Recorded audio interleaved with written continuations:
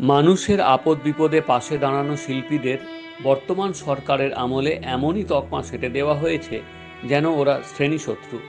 অথচ বন্যা, খরা, প্রাকৃতিক দুর্যোগে ত্রাণ সংগ্রহ, মানুষকে সহায়তা দেওয়ার কাজে এই রাজ্যের শিল্পীরাও জলসা করেছেন, রাস্তায় নেমেছেন।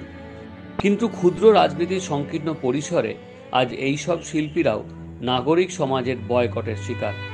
আলোর পথের আন্দোলনে যোগ দিতে এসে ফিরে যেতে বাধ্য হলেন টলিউডের জনপ্রিয় শিল্পী ঋতুপর্ণা সেনগুপ্ত। কিন্তু প্রশ্ন রেখে গেল, শান্তির আগুন, ধৈর্যের বাঁধ যেন না ভাঙে, আন্দোলনে কোনো আমি তুমি ভেদ না থাকে।